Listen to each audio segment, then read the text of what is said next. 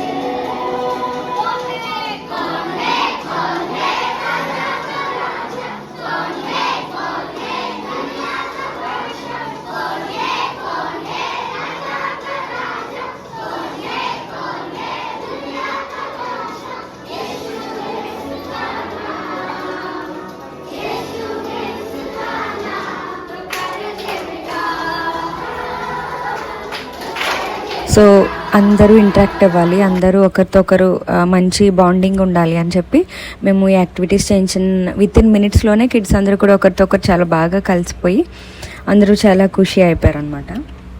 మధ్యలో స్నాక్స్ ఇచ్చాము and water breaks కూడా రెగ్యులర్గా ఇస్తూ ఉండేవాళ్ళం, ఎందుకంటే సమ్మర్ కాబట్టి హైడ్రేషన్ ఉండాలి కాబట్టి.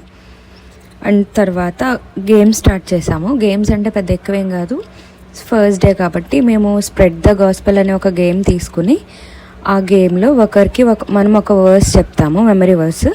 దాన్ని ఫస్ట్ పర్సన్ నుండి లాస్ట్ పర్సన్కి స్ప్రెడ్ చేయాలి. దీనివల్ల ఒక మంచి వర్డ్ ఎంత యాక్యురేట్గా స్ప్రెడ్ అవుతుంది అనేది తెలుస్తుంది.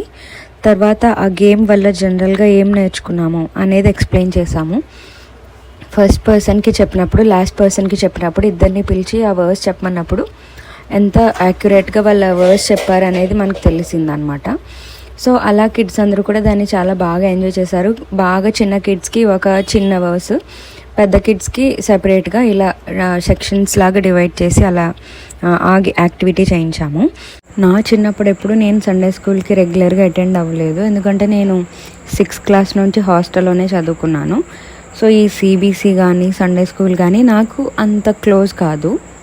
ఐ మీన్ 5th క్లాస్ వరకు ఓకే, చిన్నప్పుడు చిన్న చిన్న పాటలు, మెమరీ వర్సెస్ ఇవన్నీ చెప్పేవాళ్ళం. కానీ ఇంత ఇంటరాక్టివ్గా కొత్త కొత్త టెక్నాలజీ యూజ్ చేసి బుక్స్ కానీ లేకపోతే యాక్టివిటీస్ కానీ ఆ ఎంతూజియాజం ఉన్న ఆ లీడర్స్ కానీ నాకెప్పుడు చిన్నప్పుడు నేను అంత కాంటాక్ట్లో లేను. సో ఇప్పుడున్న కిడ్స్ చాలా లక్కీ అనే చెప్పుకోవచ్చు దేవుని సన్నిధిలో.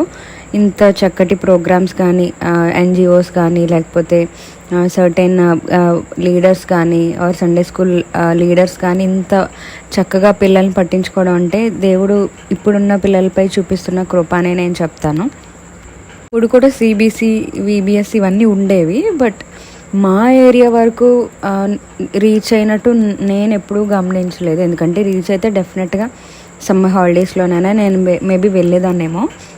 అంటే మేబీ అమలాపురం ఏరియాలో ఎక్కువగా ఉండేదేమో, బట్ ఇది కొంచెం ఇంకా రిమోట్ ఏరియా, సో ఇక్కడ వరకు మేబీ రాలేదు. ఇప్పుడైతే మాత్రం సిబిసి ప్రతి చోట లైక్ ఎవరైతే విల్లింగ్గా ఉన్నారో ప్రతి చోట వారు పెట్టడానికి రెడీగా ఉన్నారు. పిల్లలంతా ఇంత చక్కగా ఎంజాయ్ చేస్తుంటే దేవుని సన్నిధిలో చూడడానికి చాలా అంటే కడుపు నిండిపోయినట్టు అనిపించింది. చాలా చాలా హ్యాపీగా అనిపించింది. లాస్ట్ ½ an hour కూడా సూపర్ బుక్ ప్లే చేసాం చర్చ్లో.